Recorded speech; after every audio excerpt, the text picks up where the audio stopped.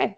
Hi, everyone. Welcome to this session. Thank you for coming. So this is a session on the Code of Best Practices in Fair Dealing for Open Educational Resources, which is a great resource that came out from CAAL. Just a few housekeeping items before we get started today. So first, just for bandwidth purposes, we're going to ask that you keep your cameras off and mute your mics. You are welcome to turn on your camera and turn on your mic if you would like to ask a question in face first at the end of this session. We will also be holding questions till the end, but feel free either at that point to raise your hand, or you can use the chat to put in your questions and we'll be monitoring it. This session is also being recorded, and that recording will be available sometime after the session is done. So that's it for housekeeping, but before we get started, I would like to do a land acknowledgement. So CAAL-CBPA members sit on the unceded and traditional territories of the Mi'kmaq, Beothuk, Innu, Inuit, Wolaska-Tuweg, and Pescatawamukudi peoples. Treaties of peace and friendship were first signed in 1725 between the British Crown and the Mi'kmaq and Wolastoqiyik peoples. These treaties did not deal with the surrender of lands and resources, but recognized Mi'kmaq and Wolastoqiyik title and established the rules for what was to be an ongoing relationship between nations. We acknowledge with respect the diverse histories and cultures of the first peoples of this region, and we express our gratitude as guests on this land. So now I'm going to be turning it over to our speakers. We have Rowena Johnson, Stephanie Savage, and Heather Martin. And thank you all three for being here. Great. Well, thank you to CAAL for inviting us to present today, and thank you, Alexandra, for the introduction. We're very happy to be here today to talk about the Code of Best Practices in Fair Dealing for OER. For some of you, this might be an introduction to the code, and for others, maybe more of a review or more of a deep dive into how it can assist OER creators and adapters in understanding copyright, particularly the fair dealing exception and how it relates to open educational resources. So I'm going to start us off, kind of set the stage. My portion is a bit more general, and then we'll let Stephanie and Heather kind of do more of a deep dive. So open educational resources, they are openly licensed, freely distributed educational materials that circulate online and beyond the confines of the classroom. Beyond just being convenient or free alternatives to textbooks, OER really advance a wide range of goals within the educational system. They enable flexible and open pedagogy, support equitable access to academic authorship. They facilitate representation of different student experiences and reduce the cost barriers associated with high quality learning materials. OERs are intended to be flexible in their creation and dissemination, and OER creators are generally committed to ensuring users can reuse, remix, redistribute, revise, and retain them. And in order for an OER to fulfill their pedagogical, pragmatic, and social function, OER creators must really be able to kind of consider inserting copyright protected content into them. As many of us know, linking out is certainly less optimal and problematic with respect to equity and often open-end accessibility. And, trying to rely always on open license or public domain content often won't satisfy a particular learning objective. That said, copyright is also often very intimidating, not just for the general public, but also for, those who are creating and adapting open educational resources. And anxiety and uncertainty with respect to copyright may end up limiting the selection and inclusion of third-party protected works, which we refer to as inserts in the code in OER. And added to that, most institutional copyright policies and guidelines generally tend to address the application of fair dealing for classroom and instruction purposes. It doesn't kind of address the broad purpose for open educational resources. So all that said, to help mitigate the potentially negative impact copyright can have on the creation of OER, the Canadian Association of Research Libraries and Stephanie, Heather, myself, and a couple others produced a code of best practices for fair dealing in OER. Sorry, I just lost sight of my notes. 2 seconds. So this is the code itself is intended to ensure OER practitioners are not only aware of copyright considerations when inserting copyright protected works into their OER, but it also provides a tool to assist in determining when the fair dealing exception might apply. So the code itself was adapted, and I use this term loosely, from the US Code of Best Practices in Fair Use for Open Educational Resources. Obviously, the Canadian version reflects our Canadian copyright legislation and jurisprudence, and it has been thoroughly Canadianized, but it does rely on consultations US colleagues undertook during their writing process. And these consultations in particular determined the 4 common use cases used to examine fair dealing for OER that are in the code. And both Steph and Heather will talk more about these in more detail. The code itself provides a legally defensible model for how to assess if and how fair dealing can be applied to the inclusion of third-party copyrighted inserts in OER. And it applies this kind of model to the 4 common use cases that were identified in the consultations. As I mentioned, the code is intended to be a tool to help OER practitioners work through a fair dealing analysis, and ultimately intended to build confidence and reduce or eliminate uncertainty and anxiety with regards to exercising the fair dealing exception. The code also includes a history of fair dealing along with other copyright considerations, such as copyright term limitations and the public domain, and other relevant areas of intellectual property law. These are all covered in Appendix 2, Beyond Fair Dealing, more good news about copyright for OER. And then Appendix 3, Indigenous Knowledge and Considerations for Inclusion in OER, introduces readers to the relevant non-copyright related considerations associated with copying and reproducing Indigenous knowledge and other forms of cultural heritage. And so this third appendix was really brand new to the Canadian version and written specifically for it. I think it's really important to know what this code isn't. So this code does not provide legal advice. It doesn't provide prescriptive guidelines or rules of thumb. So you won't find kind of, yes, no, you can do this. It won't tell you can use a certain percentage of a work. Instead, it really guides reasoning about when and how to apply fair dealing in the most common situations that the OER community of practice and creators of OER will encounter. It's also worth noting that our code, the Canadian code, underwent legal review. This was important because while there's, quite a bit of consensus around fair dealing and how it can be broadly relied upon within our educational setting, it's also true that lawyers, copyright experts, institutions, and others in the field can and do disagree on kind of the acceptable use of fair dealing, particularly for broader uses such as OER. So we wanted to ensure that the code was vetted by legal experts, and we did incorporate their feedback into our document. So before diving into more detail about the code, I do want to talk briefly about fair dealing.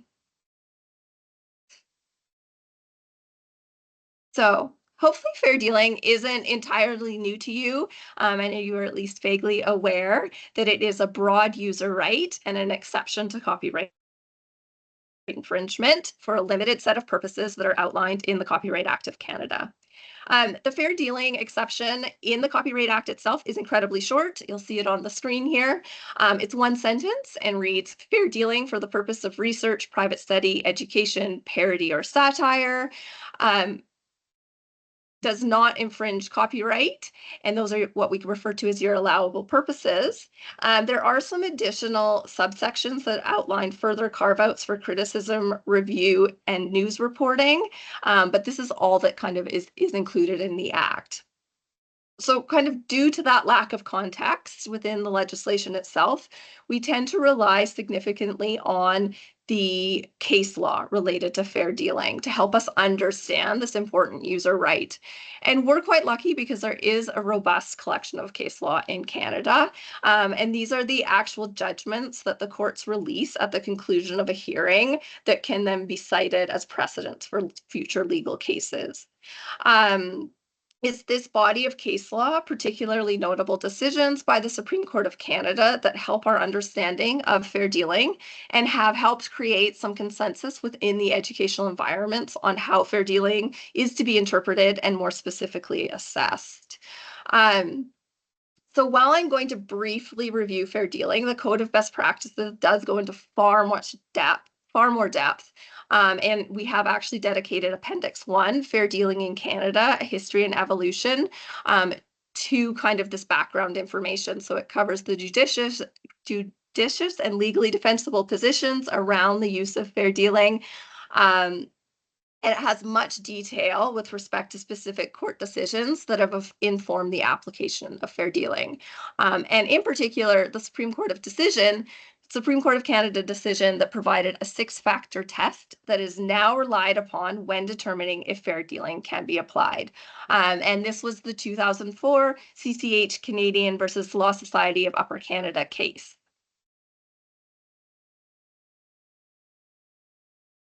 So CCH provided the foundation of fair dealing analyses.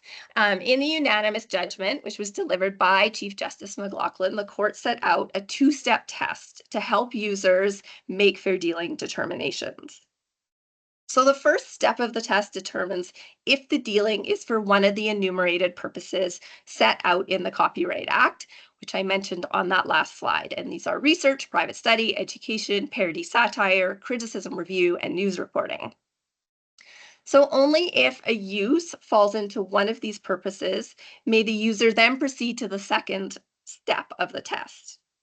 And the second step sets out 6 factors that must be considered when determining the fairness of any potential use. So these 6 factors are the purpose of the dealing, the character of the dealing, the amount of the dealing, the nature of the work, available alternatives to the dealing, and the effect of the dealing on the work. So of note, most material that is inserted into an OER is intended to further a pedagogical purpose, and is not, as long as it's intended to further a pedagogical purpose and not being used as decorative or for entertainment purposes, it will tend to fall under one of the enumerated fair dealing purposes listed in step 1.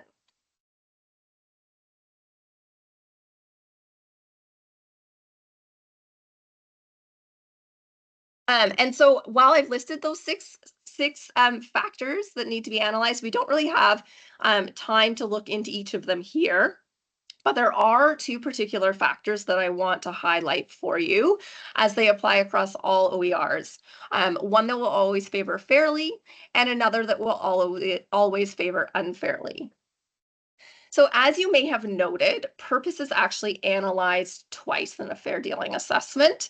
The first step of the fair dealing test determines the purpose of determines if the purpose of using the work is for one of those 8 enumerated purposes.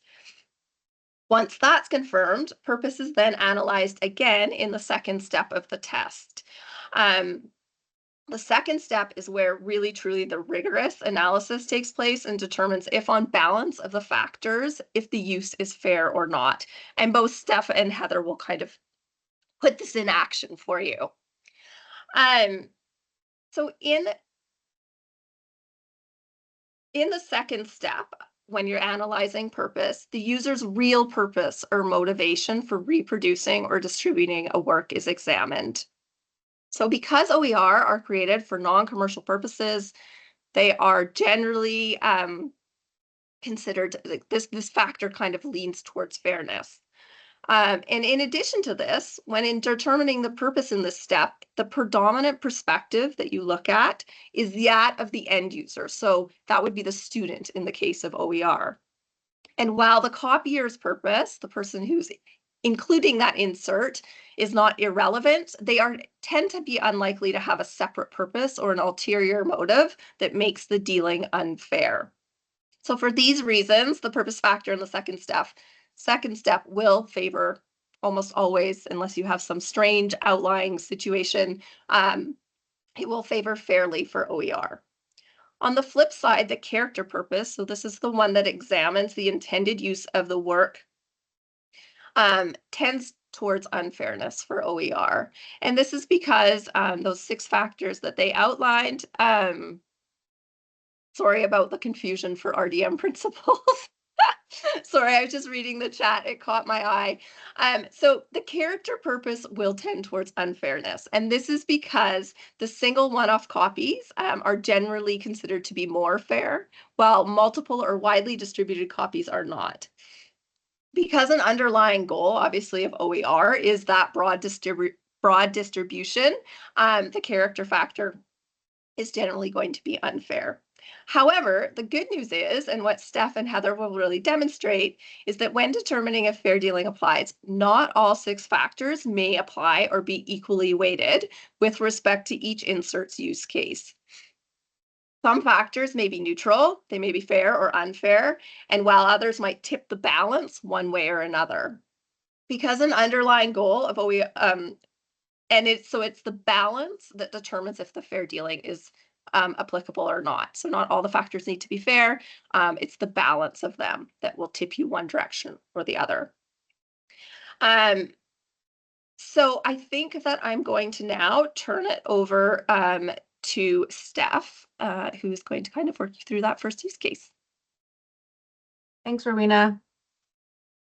Alrighty, okay, so now that Rowena has laid out some of the context surrounding the code and provided this sort of higher level overview of what fair dealing is, we're going to transition into talking about the code more directly and outlining some of the use cases that comprise the code. So as sort of mentioned, the entire code document is quite long, and it provides a fair bit of introductory material along with the 3 appendices that Rowena mentioned. The core code is set apart from the rest of this sort of content, and there's like a visual blue band along the left-hand side of the page to signal that this part is the code. So this was intended to act as a visual code, separating out the rest of the contextual material from the code itself. Structurally, the code is divided into 4 use cases. So there's use case A, which is using inserts as objects of criticism and review. B, which is including inserts for the purpose of illustration. C, incorporating content as learning materials. And D, repurposing pedagogical content from existing educational materials. So these are the use cases that were taken from the US code that we adapted, and they had been identified by the US authors after an in-depth consultation process with OER authors. The use cases represent different intentions and different material types and highlight different ways of approaching fair dealing in this context. Finally, each use case is structured in the same way and has sort of 4 parts. So the first part is the description, which provides the detail about the type of insert and the purpose of including it in an OER. Then there's the principle, which sort of evaluates the availability of fair dealing to enable the lawful use of inserts. There are considerations, which lists important contextual factors that are integral to the application of fair dealing. And finally, there are some challenging cases, which provide examples of 1 or more use cases in which they might require special attention as they don't clearly fit into the established fair dealing practices. So in order to help you use and understand the code, Heather and I are going to walk through 1 of the use cases each and explain how the code might consider the application of fair dealing. So I'm going to begin with this first use case, which is using inserts as objects of criticism and review, which is likely to be the most sort of common use case and perhaps the easiest to map onto fair dealing. Alrighty, thanks, Rowena.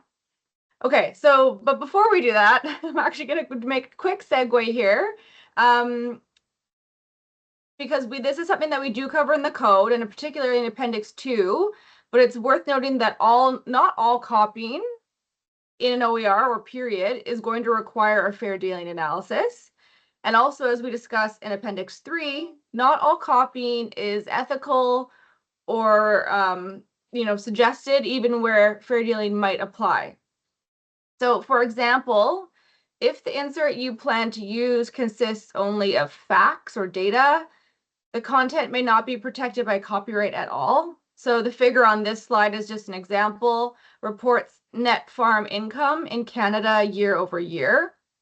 And there's arguably nothing that is copyrightable about it because it does not exhibit any originality, which is sort of something that's discussed in the Copyright Act, has a specific meaning within the Copyright Act. Similarly, the underlying ideas and subject matter that may be expressed in a work are not subject to copyright. So as copyright only protects the expression of ideas. So before assessing fair dealing, you need to also first assess whether the amount of content you are using is substantial enough to warrant copyright protection. So for example, using a very brief excerpt, such as a quotation from a work, may not even be substantial enough to warrant a fair dealing evaluation, because copyright can only subsist in substantial portions of works.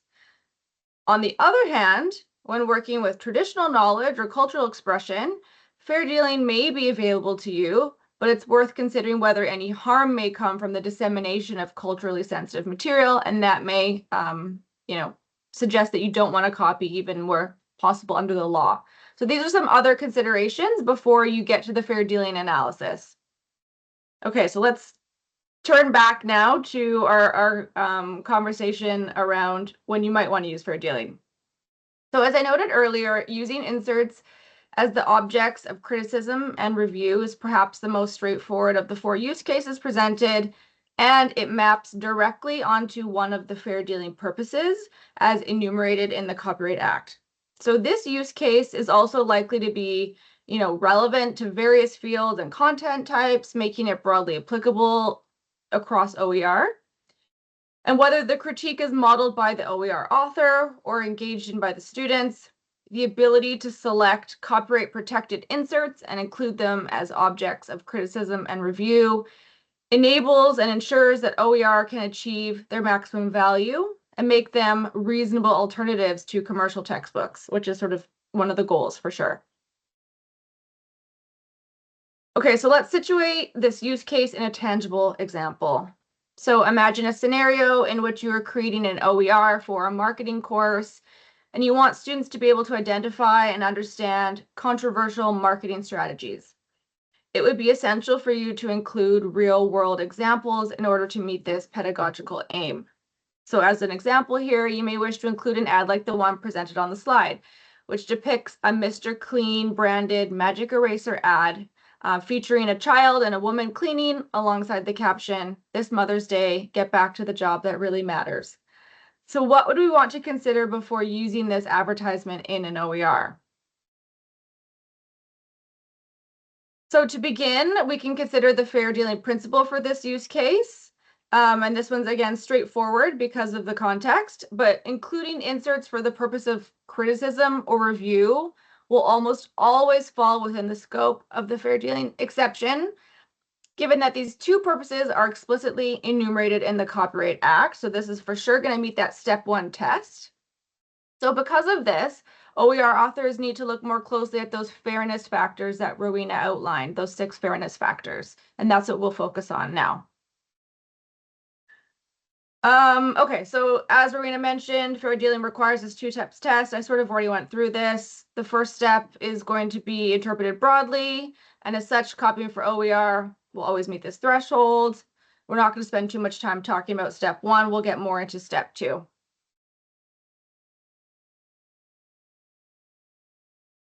So once the general purpose of criticism or review has been established, an OER author must still evaluate whether the use of the insert falls within the bounds of fairness.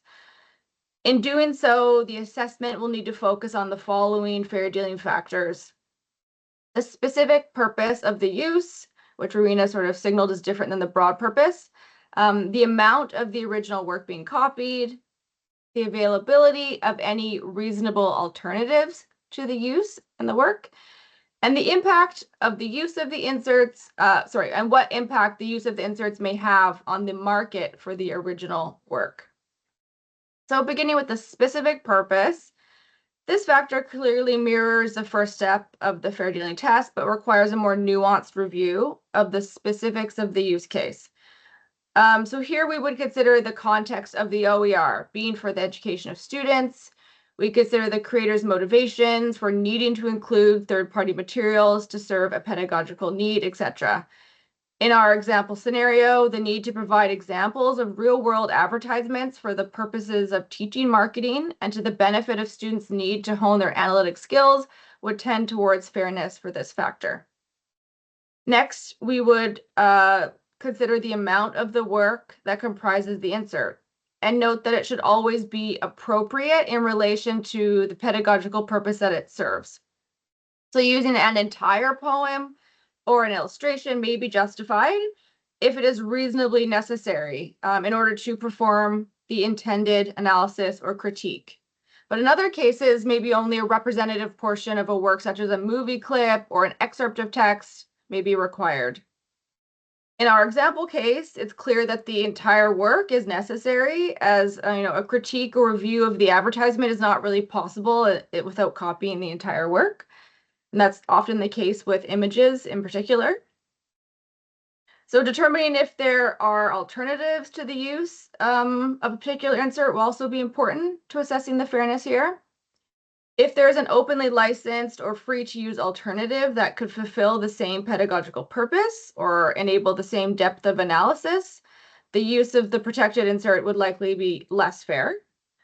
However, if an OER is addressing, a very specific text or image or inviting readers to do so, then there's often no equivalent. So in our use case, again, the ability of the insert to fulfill its purpose here is undercut if the examples are inauthentic. And the likelihood of finding openly licensed alternatives or free to use alternatives, given that these are advertisements we're looking at, is just small. So again, here, it's likely we could find a suitable alternative, so our use would tend towards fairness. Lastly, OER authors will need to evaluate whether the inclusion of an insert may have a detrimental effect, such as diminishing the sales of the original work.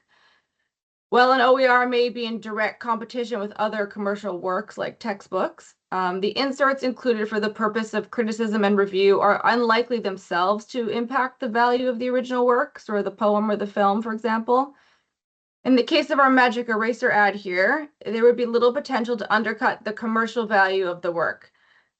Because ads have little sort of independent value and actually are intended to circulate widely, in some sense, we might even say that we're furthering the commercial interest of the ad, as more people would be exposed to the product it's promoting as a side effect. So I think here our use would tend towards fairness. Finally, I just also want to mention that the Copyright Act specifically requires that to rely on fair dealing for the purpose of criticism or review, a user must mention the source. So this is not a requirement for all fair dealing purposes, but the code does suggest that it's a best practice for all instances of copying under fair dealing to include that citation, as this is aligned sort of with broader academic practices of citation and will also help potential downstream users adopt and adapt the code, which we hope to encourage.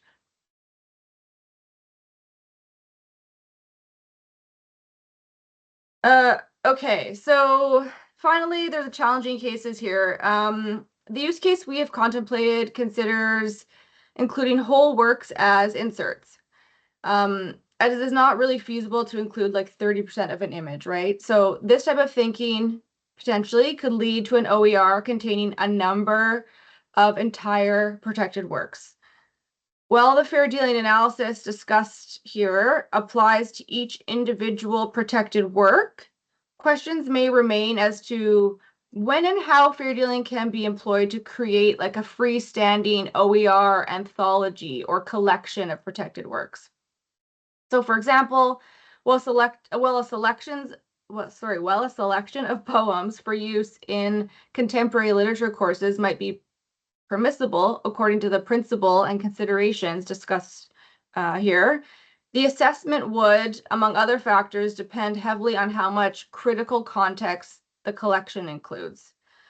So projects of this type require, likely require discussion with someone who has appropriate copyright expertise to evaluate the advisability of relying on fair dealing, or just a discussion of whether permission should be sought if you want to create an anthology, for example. Okay, so I'm going to pass it along to Heather to talk about one of the other use cases.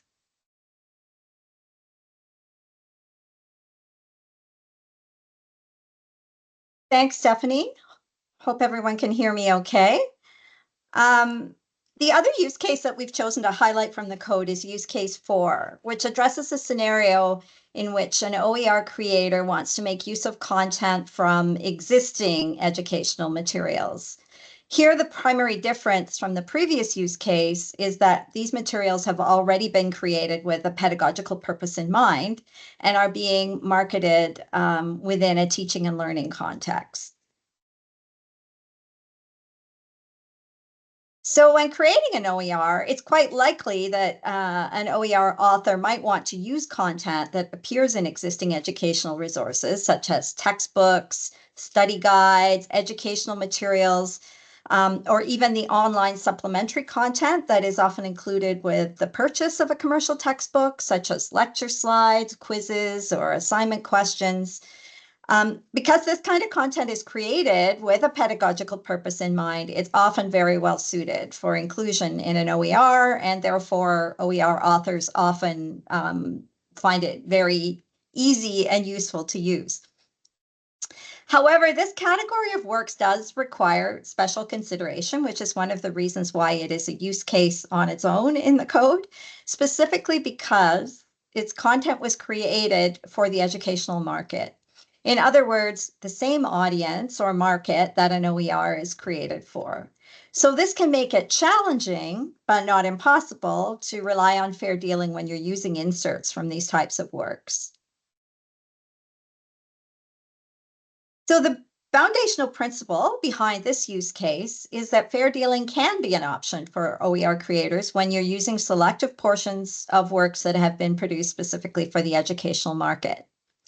However, the fair dealing analysis in this use case requires careful consideration of the potential impact on the market for the works and finds that a use is more likely to be fair when the works are no longer in use or no longer commercially viable. That is to say, when there is no longer an active market for them, such as would be the case with an older edition of a book or an out-of-print book.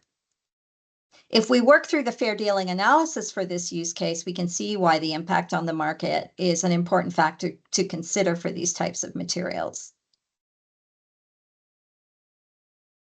So the figure that I've used in this example is from a landscape architecture textbook, which is produced specifically for the post-secondary educational market. An author wishing to insert this particular figure into an open textbook that they're creating may want to do so because it perfectly illustrates a concept that they also want to illustrate in their own work. In other words, the OER author will usually have a specific learning objective in mind when selecting content to include in their OER. So we're going to work through exactly what you would need to consider before choosing to insert this figure into an OER, and determine whether fair dealing might be an option for using it.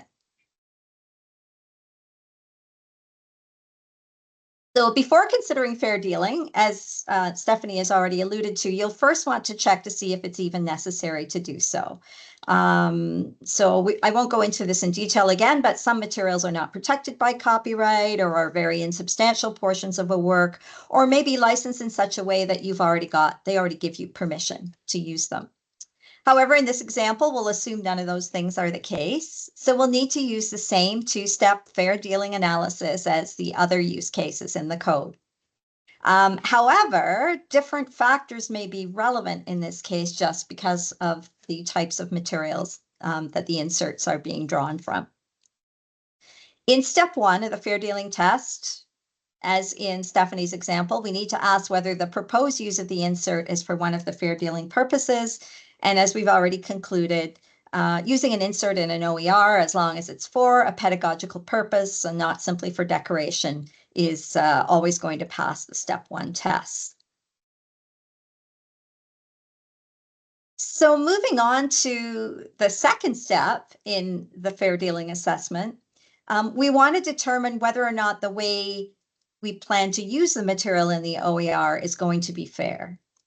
So in this particular use case, it's necessary to focus on 3 in particular of the 6 fair dealing factors. Those are the amount of the work that's being used in relation to the entire work, And it's important to note that this needs to be assessed not just from a quantitative point of view, but from a qualitative point of view as well.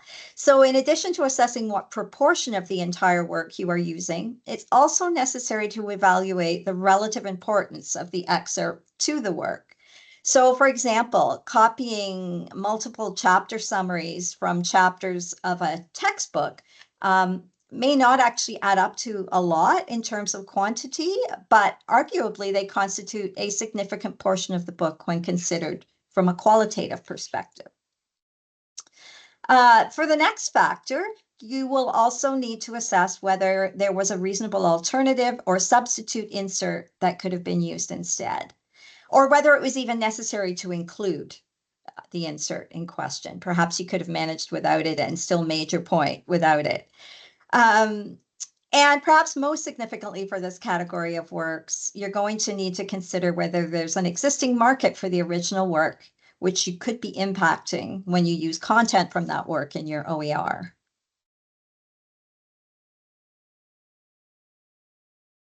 So, can you rely on fair dealing for the use of this particular insert?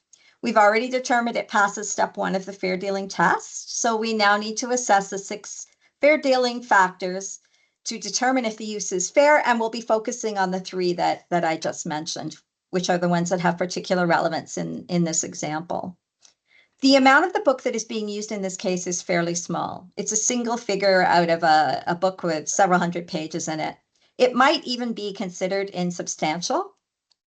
However, the figure might also represent a key concept in the book, so it could be important in terms of its significance to the overall theme or topic of the book. Probably not in this case, as it's just an example of a design proposal for a park, but in these cases, it's the OER creator is really the best person to judge because they are the subject matter the subject matter expert. So they're the person who is best placed to assess whether or not this is something that's a key concept in the book or whether it's just incidental. The second factor we're going to look at with regard to this particular insert is whether an alternative could have been used instead. For instance, an openly licensed, Creative Commons licensed illustration. And this will depend on the pedagogical purpose for which the author intends to use the figure. But assuming its use is to illustrate a very specific issue or design, it may be that this image is the most appropriate one for the purpose. Lastly, is the question of whether there's a current market for the original work. The textbook containing this figure is actually a commercial textbook published in 2024. So it's obviously still in current use, still being marketed and sold to students in this particular field. So as such, the original is arguably intended for exactly the same market as the OER is being created for. So using inserts from it could be viewed as being a market substitute or having a detrimental impact on the market for the original. All of these factors have to be considered in balance, as Rowena explained at the beginning of this session. And you need to decide whether, on balance, the use of this figure in the OER would be considered fair. So in this particular assessment, because we're dealing with works that are created for the educational market, the last factor needs to be weighted more heavily. So you might decide that overall, the use of this particular figure in your OER, coming as it does from a very current textbook, might lean more towards being unfair. And just to provide a counterexample, if your figure was drawn from a resource that's not current or is not actually available to purchase anymore, your fair dealing assessment could come to a different conclusion. So for example, using this drawing from a 2011 landscape architecture textbook, which has been superseded by newer publications, might tip the balance in favor of fairness, as there's not really a market for this work anymore, and therefore little to no market impact.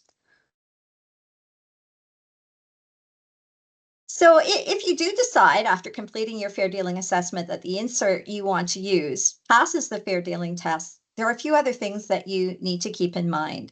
First of all, it's really important to document the reasons for your decision. This doesn't have to be anything formal necessarily, just a few notes to keep that indicate why the insert was an appropriate choice pedagogically, and perhaps also, if relevant, why you use the amount that you did from the work. You also want to be able to explain the reason why the insert is not a market substitute, either because there's no market for the original or a very small one, or perhaps it's a completely different market that you're using the work will not actually impact. Also, if you're using multiple inserts, it's a good idea to select them from a wide range of different works, as many different works as possible, rather than from a single source. And last but not least, as with previous use cases, always provide attribution to the original source of the work.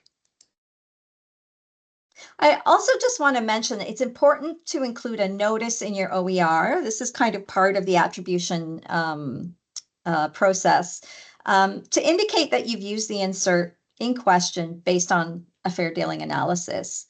As OER are openly licensed and potentially are going to be adapted and remixed by others in future, including this kind of information provides certainty and clarity for future OER authors. The code includes a section containing guidance on how to appropriately acknowledge fair dealing.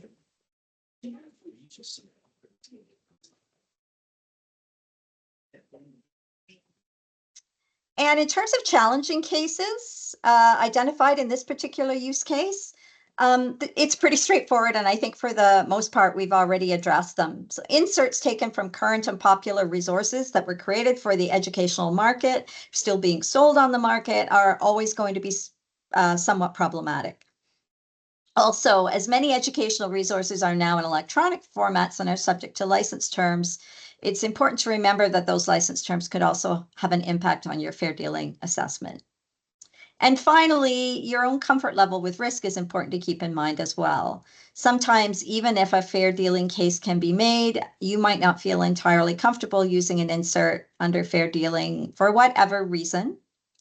And in these instances, it might make more sense for you to seek permission from the copyright owner to use the insert, or you could go seek advice from someone with copyright expertise at your institution as well. It's always good to get a second opinion. So in conclusion, we hope that the use cases and the conversations that we've been having around them has helped clarify the code's approach to employing fair dealing in an open educational resource. And while we know, because we've heard this from many OER practitioners, that people would prefer a definitive list of what is and isn't allowed under fair dealing, the code does not and cannot provide that. Hopefully this presentation has helped you to understand why such a bright line approach is unrealistic, but it also shows that there are legally defensible ways to include copyright protected material in OER by using the code as a guide. So we understand that each institution has its own unique approach to copyright and risk management. And this code is intended to work alongside that institutional context, not to supplant it. But we do encourage formal adoption of this code or informal by institutions. And we call on OER practitioners to engage in conversations with your institutions about it. So thank you very much for coming to this session to learn more about the code and how it works. And we'd be happy to answer any questions in the time we have remaining. Thank you.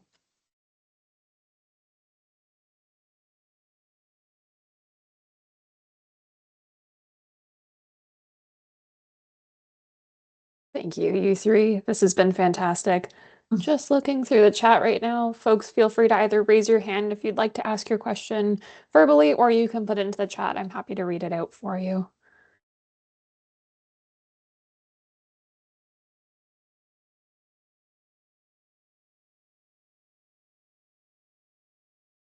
Okay, I've got one here. So it's in the chat, says, "Hi, Heather. In the case that you reviewed of the textbook image, the analysis considered that image as a small portion of the textbook, but could that image also be considered a whole standalone work?" So the image itself.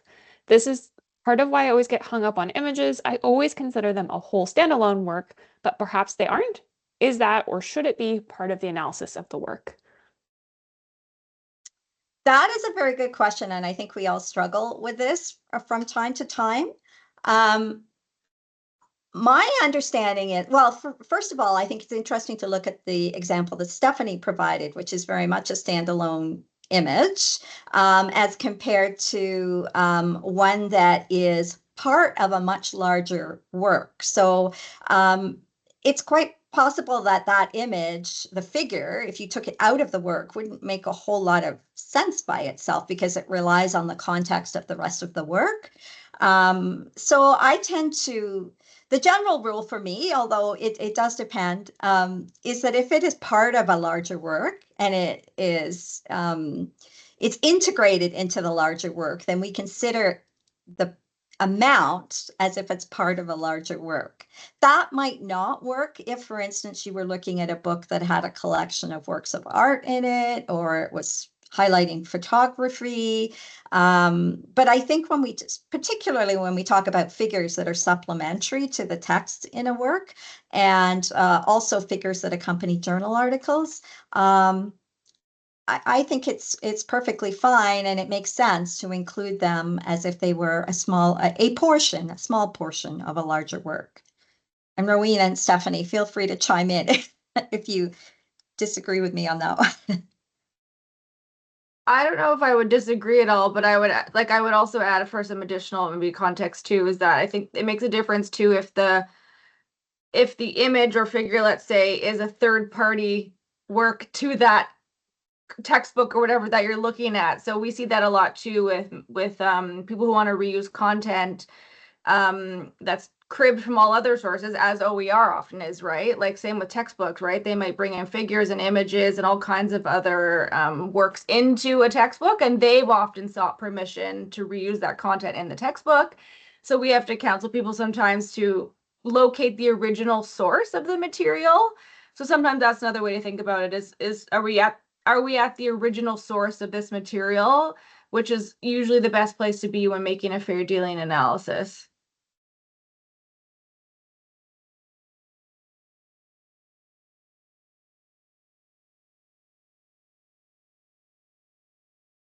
Awesome, thank you.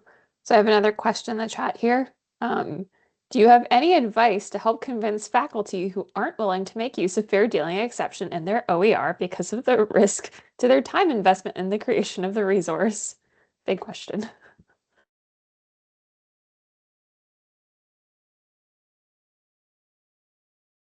I could take a crack at it first. I don't, well, I guess it depends on what outcome we're looking for. I mean, because typically when I am consulting on an OER, we're starting with what the faculty member sort of is hoping to achieve and what they want to do. And I think, pretty clearly say that ultimately it's up to their risk tolerance. So I see my role as sort of advisory and to help them feel comfortable knowing that they're making sort of judicially defensible decisions around things. Yeah, perceived risk. That is maybe a better way to phrase it. So sometimes I might think that the risk is more or less than they do, depending on the type of creator we're talking about. So certainly if I perceive that as the copyright sort of consultation proceeds, I might try to contextualize in either direction, depending on if I feel like they're very risk averse, or on the other end of that spectrum, sometimes they're very cavalier about risk. So I think it just depends on the context and trying to steer them towards the middle, really. But I do think the time piece is another important consideration because it can be extra work. And so I think if you can find someone at the beginning of the process, that's where I've had the most success in general. I think the bigger problem is if someone comes to you and they already have like a text in hand essentially, and whether or not they've included a lot of images that would be third-party content, or on the other hand, if they've done everything that's all openly licensed, that is often the biggest barrier to considering relying on fair dealing or not, is where they are in the process, right? If they've already pulled together many, many images and they would sort of require a fair dealing analysis, well, then that would be the conversation we would need to have, I think, versus if they come to me and they've already done all of they've collected a whole bunch of openly licensed content. If that meets their purpose, then maybe there's no need to have a conversation around reusing fair dealing. So I think it just depends on the context.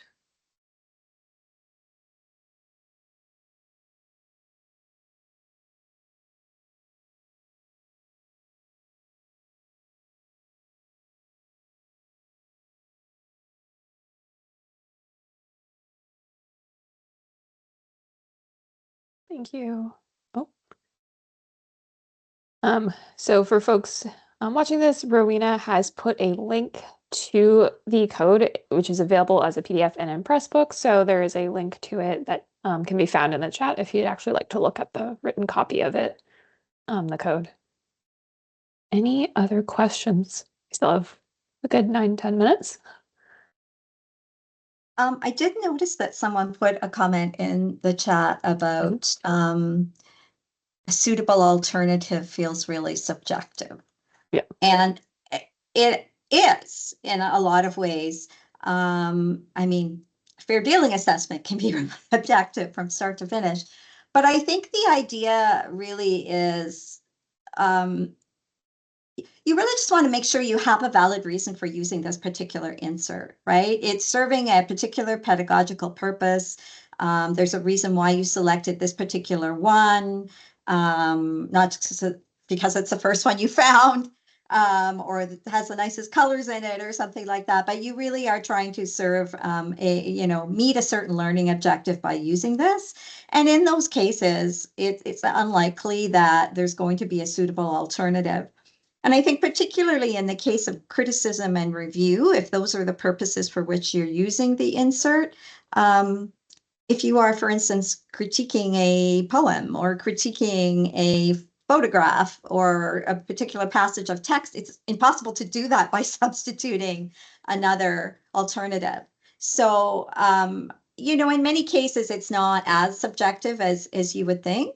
You just don't want there to be, if you go to Creative Commons, to be able to find an almost identical image to the one you have that you could easily have substituted. So in most cases for educational works, that's not going to be easy to do. So hopefully that helps make it a bit clearer.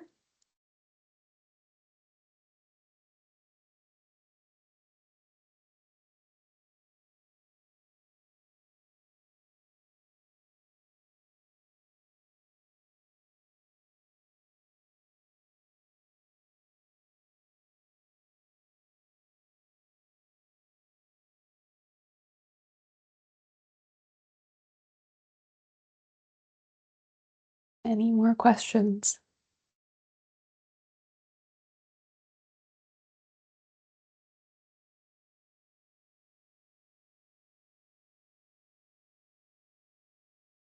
Just a quick one for me. Is this meant to be a living document? Like, i.e., will it be updated as things change, or is it a static? I wasn't quite sure.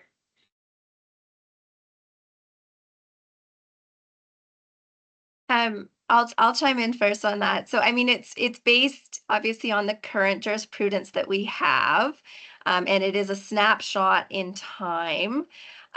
So while it's based on what we have, and it's based on kind of all of the legal decisions that we have. But yes, will there likely be future? Could the Copyright Act change? Possibly. Could it change and impact fair dealing? Possibly. Could we see subsequent court decisions that, have relevance in this area? Very possibly. So yes, at some point, the code will likely need to be updated to reflect any changes in legislation or any new court decisions. Hopefully none of them kind of impact the basic integrity of this document, because it really is kind of based on a history of fair dealing in Canada and a large body of jurisprudence, which would hopefully inform, future cases. But yes, what I will say is that the authors have not said that we are going to necessarily be responsible for updating this document over time to reflect any changes that may be needed. But we would encourage others to, certainly, because it is under a CC license. So yes, that is a long roundabout way to answer that question. Thanks, Rowena. I don't know if Rowena mentioned in her section, I can't recall now, but how long did we spend drafting this version? Maybe almost like maybe into the years. So a lot of work went into this version. And hopefully if there were updates that need to be done in the future, they wouldn't be substantial. But I think as the committee who wrote the draft, we're hoping that it will sort of live on its own for at least a while.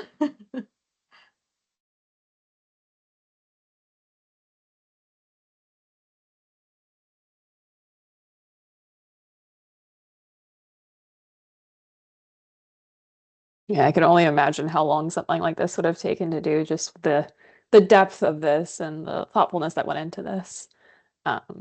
We do have time if anyone has any final questions.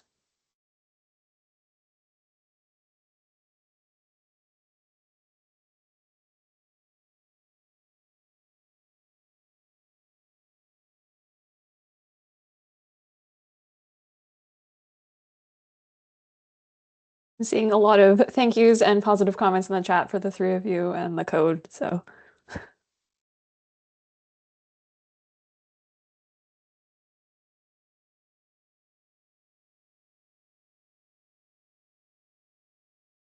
Okay. I'll give it another minute.